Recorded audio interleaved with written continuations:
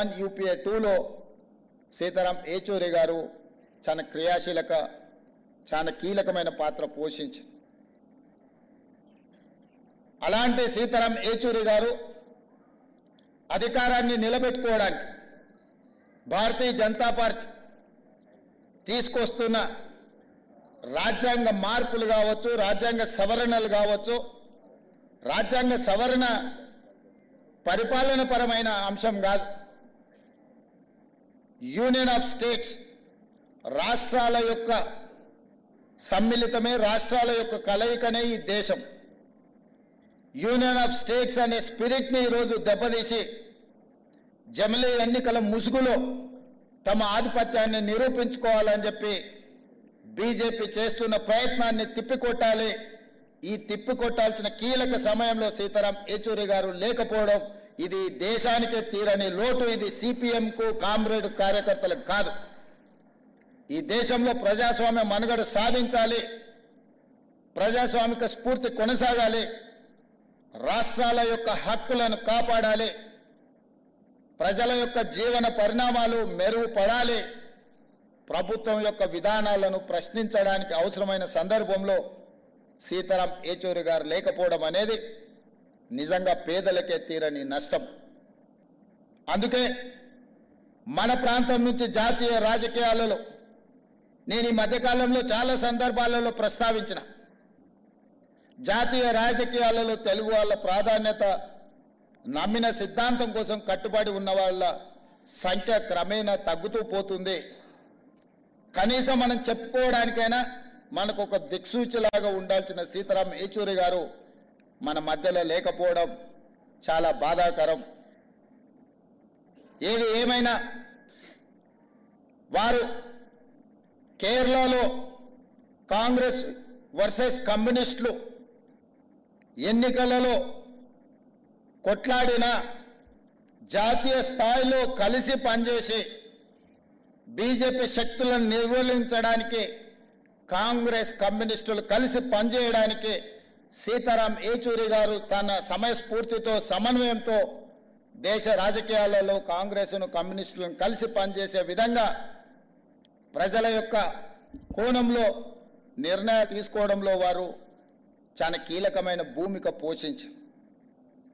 అలాంటి వ్యక్తులు చాలా అరుదు. ఈరోజు అలాంటి వ్యక్తులు భూతద్దం పెట్టి ఎతికినా కనిపించేది కష్టమైన సందర్భం.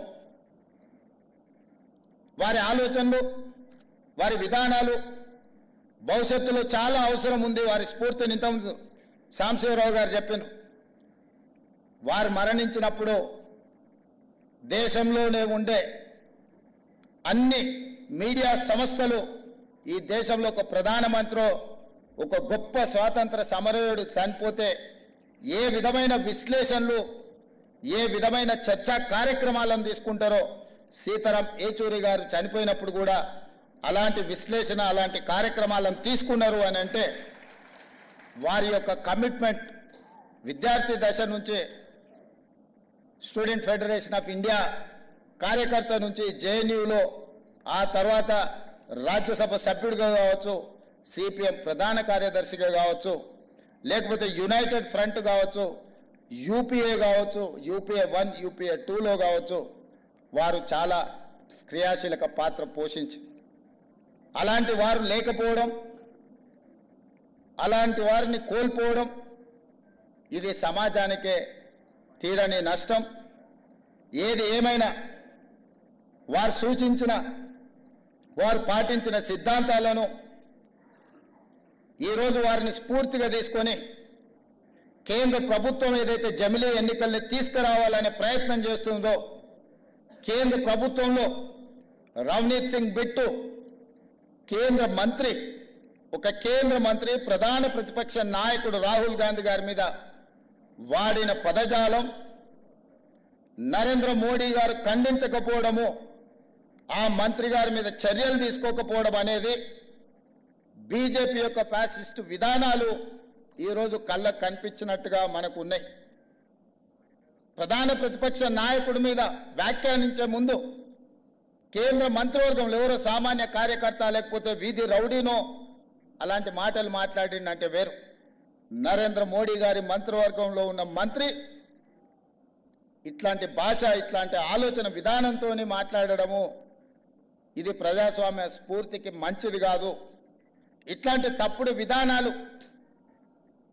ఇలాంటి భాష ప్రయోగాలు చేసినప్పుడు ఒక జడ్జి లాగా వ్యవహరించే సీతారాం ఏచూరి గారు లాంటి లేకపోవడం మనందరికీ ప్రజాస్వామ్యానికి కూడా నష్టం అని చెప్పి నేను ఈ సందర్భంగా తెలియజేయదలుచుకున్నా. ఏది ఏమైనా జమిలీ ఎన్నికల్ని